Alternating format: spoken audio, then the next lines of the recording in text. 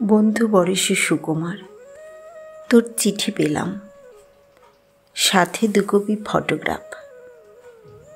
Eiffel টাওয়ারের পাশে বসে তৃপ্তির হাসি ছড়িয়ে দিয়েছিস। উন্নত দেশের হাওয়ায় তোর গাল দুটো আরও ফুলে গেছে। তা বেশ আছিস, বুঝতে কষ্ট হচ্ছে না।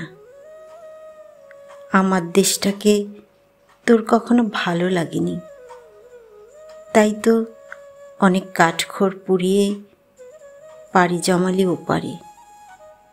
সিটিজেনশিপ হওয়ার পর 33 ইঞ্চি বুকটা 42-এর মতো লাগছে।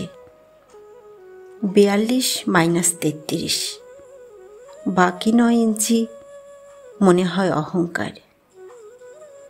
আমরা আছি শরৎবাবুর মহেশের মতো, উপোস থাকি, ঘরের চালের খড় খাই, বাবুদের বাগান তছনছ করে খোয়ারে যাই। আমাদের গফুর আছে, আমিনা আছে। এখন আমিনাদের দেহ শুধু পাটকলে খোয়া যায় না, বড় বড় ফার্ম, অফিস কিংবা 5 স্টার হোটেলেও। না, আমার চাকরি হয়নি। রোজকার মতো ব্যাংক ড্রাফট সমেত দরখাস্ত লিখছি, আর মামা খালুহীন ভাইভা নাটকে বরখাস্ত হচ্ছি।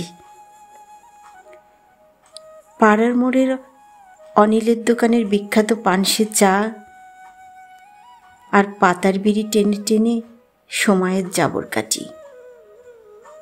শালা অনিলটাও ফালতু হয়ে গেছে জানিস। চায়ে একটি চিনি দুধ বেশি চাইলেই বলে কিনা, আগে মাল পানি ছাড়ুন দাদা, বাকি আর কত দেব। তুই বল, এ বয়সে মার আঁচল কেটে আর কত বের করা যায়। সতীশটা এখন বেশ আছে, রাজনীতি করে। সরকারি দলের প্রভাবশালী নেতার একটা হাত, ডান না বাম বুঝি না। নেতাদের তো অনেক হাত, মা দুর্গার চেয়েও। এতে সতীশের নম্বর কত বলা মুশকিল। তবে এটুকু দেখি, মহল্লার পঞ্চায়েতে ওর ডাক আসে। নিউ মার্কেটে এপাশ ওপাশ করলেই ফাঁকা মানিব্যাগটি স্বাস্থ্যবান হয়ে ওঠে জৌলুসে।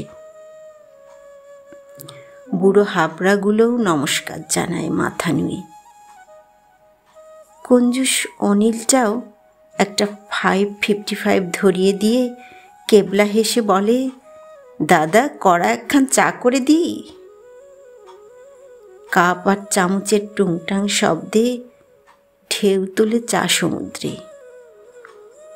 ধুমায়িত গরম চা খেতে খেতে সতীশ বঙ্কিম ঠোঁটে আমাকে বলে, কিরে এবার একটু সাবালক হ।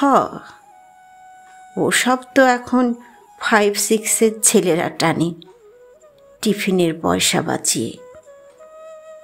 পাতার বিড়ির সাথে সাবালকের কি সম্পর্ক তা আমি জানি না। সতীশরা আমাদের এই ভাষায় কথা বলে। গত মাসের 25 তারিখে মন্টুদার শবদাহ হলো। মৃত্যুদূত এ কর্মটি সম্পাদন করতে পারেনি।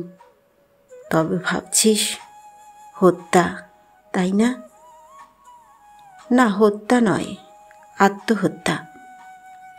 কিরে, হেডলাইন শুনেই কিউরিসিটি তোলপাড় করছে ডিটেলস জানার জন্য, তাই নয় কি? পৃথিবীর 2 সফল মানুষ, নীল আর্মস্ট্রং এবং কবি বাইরন। একজন দেখেছে চাঁদ, অপরজন নারী। এমন জীবন্ত পূর্ণিমা শশী, লাবণ্যময়ী দেবযানী ওরা কি দেখেছে, যিনি সহধর্মিণী রূপে শোভাবর্ধন করে মন্টুদার বাহুডোরে। সেদিন প্রতিমা বিসর্জন দিয়ে বাড়ি ফিরছিল ওরা। পিস্তলের মুখে ছিনতাই হলো বৌদি। নিম গাছের তলায় পালা করে ওরা ঠেকিয়ে রাখল মন্টুদাকে। বৌদিকে ফেরত দিল ঘণ্টাখানেক পরে। নিথর নিস্তব্ধ মন্টুদা যেন একখণ্ড বরফ টুকরা। যাবার সময় গুন্ডাগুলো মন্টুদার নাদুস নুদুস গাল দুটো টেনে বলেছিল, এমন খাসা মালের সত্ত্বাধিকারী হতে হলে পুরুষ হতে হয়, বুঝলে খোকাবাবু? লজ্জায় ঘৃণায় সেই বরফ টুকরো এত হিমশীতল হয়েছিল যে তাকে গলাতে শ্মশানের চিতায় পোড়াতে হলো। আমি জানি না এতে মন্টুদা পুরুষ হলো নাকি কাপুরুষ। তুই চিঠিতে লিখেছিস, এদেশের থেকে সস্তা জীবনের বস্তা পচা স্বপ্ন দেখে সময় নষ্ট না করে ইংল্যান্ডে যাবার চেষ্টা করি। সব রকম সাহায্য তুই করবি। আমি জানি তুই আমার জন্য সব করবি, কিন্তু সুকুমার, তোদের ইংল্যান্ডেও বোমা বিস্ফোরণে মানুষের মৃত্যু হয়, সিকিউরিটির দুর্বলতায় আমেরিকার টুইন টাওয়ার পর্যন্ত ধ্বংস হয়। উন্নত দেশগুলোর আগ্রাসন নীতিতে শোষিত হয় ছোট্ট দেশগুলো, বিধ্বস্ত হয় ইরাক, আফগানিস্তান। তোরাও দুর্নীতি করিস, ইলেকট্রনিক মিডিয়া ফল্ট করে ভোটে জিতিস। তোদের দেশেও মন্টু দ্বারা আত্মহত্যা করে, বৌদিরা হয় ধর্ষিতা, আর সতীশরা হয় হন্তারক, চাঁদাবাজ। সারা বিশ্ব যখন একই, তখন কি লাভ অন্য দেশের পোষ্যপুত্র হয়ে বেঁচে থাকা? আমার এই পোড়া দেশটাতে এই তো বেশ আছি। এখানে মানুষ অরণ্যে, আমি মানুষ খুঁজে বেড়াই মানুষ হবার জন্য। মারা চুল কাটি, অনিলের দোকানের পান সে চা খাই, আর পাতার বিড়ি টেনে টেনে সতীশের ভাষায় নাবালক হতে হতে শ্মশানটাই হোক আমার শেষ গন্তব্য।